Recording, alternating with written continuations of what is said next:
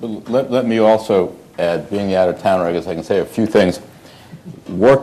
Working with the Cleveland Foundation and NPI and with City Architecture, we did a complete review of Upper Chester, which is, again, 93rd to 101st from Chester up to Huff. And unfortunately, there are very few existing structures in that area that can be preserved in anything approaching any economic stability. So what we are doing there with the master plan that City Architecture has put together, we expect to have along Chester some fairly substantial buildings, and then as you go north, if they catch on, God, I wish they would catch on, that will be much smaller developments that will be open to smaller developers. And we have an outreach program to work with developers to do 4 units and 2 units and 8-unit properties. But saving the existing housing stock, and some of it at one point was terrific, is virtually impossible in that area with a few exceptions. There's just one real quick plug for I see Carol Caruso's here with the partnership.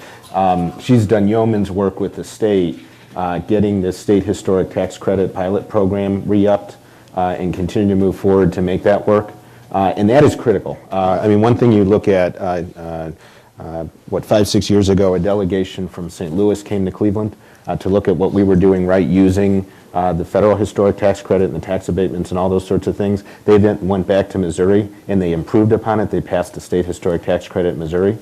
They've gone from 2,000 housing units in downtown St. Louis to 10,000. They've actually lapped us in the past 5 years as a result of this. So a lot of these projects that we're talking about, whether it's the 668 building, the Tudor Arms Hotel I was talking about before, we're doing the United building in Ohio City, all of these projects use that state historic tax credit in order to make the numbers work. So thank you, Carol, for making that happen. That's going to make a big difference on the historic side. In terms of home ownership as well, going back to your question, the Greater University Circle Initiative and some of the organizations that are within that initiative have a program in which they're providing some home buying assistance to some of their employees. And the details I'm going to defer to Chris, if you can share a little bit of those. Well, one of the reasons we opened a visitor center today was also to double as a Living in the Circle Center. Again, to help sell condominiums and townhomes and tenants in the visitor center. There's a specific program that we've now hired a project manager who works out of that visitor center at Mayfield and Euclid. If the employee is one of the 44,000 employees of one of the nonprofits of the Greater University Circle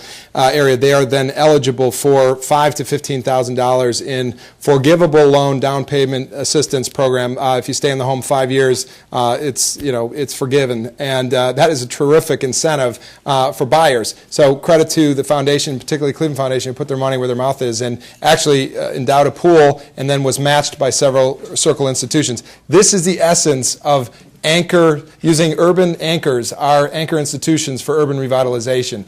Remember that the hospitals, the universities, the arts and cultural institutions really have the power to anchor urban revitalization in the neighborhoods around us. So that's the essence of the program. You can stop in and see us at the visitor center. We'll try to sell you a home, but also I got to say my colleagues at Fairfax are the administrators of that program. So if you are sold on a home, go see Vicki and her team, and they will actually sign you up and get you off to a home in Greater University Circle. And who wouldn't want to walk to that castle every morning? So.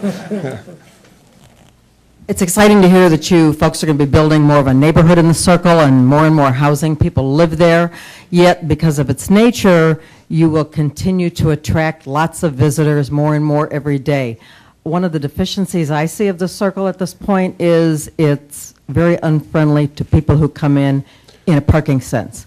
What is going to happen when all these cars come in and people want to get close access to various things? And you're right that the dominant mode of transportation is still, the car.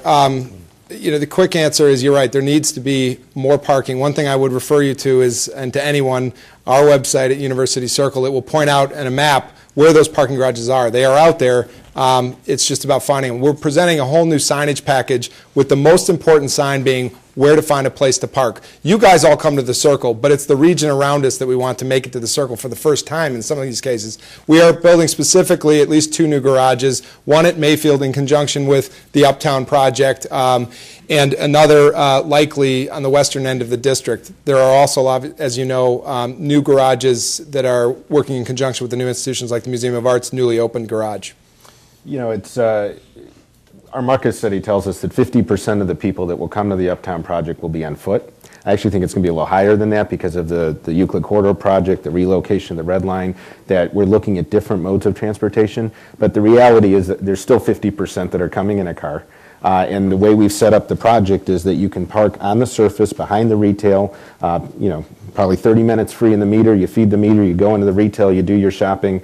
We also have a valet service that will, similar to what we do over on East 4th Street, that will help people park for the Uptown project. For more information on that, once the project is built, go to www.uptowncleveland.com.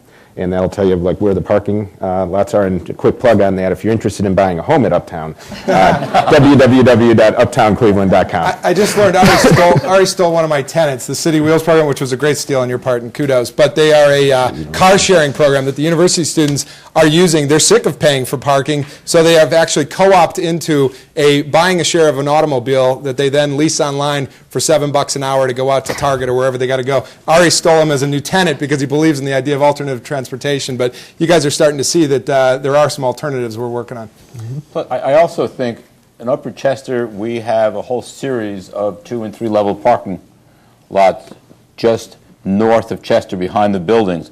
But also Cleveland Clinic right now is building a tremendous amount of parking that they will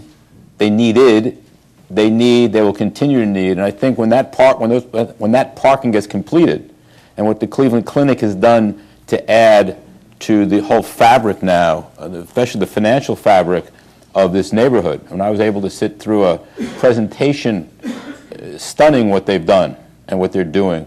So I think right now we are in that bottleneck of everything. I think when everything comes online, the next few years it'll change. Unfortunately, in real estate construction, it doesn't change tomorrow morning.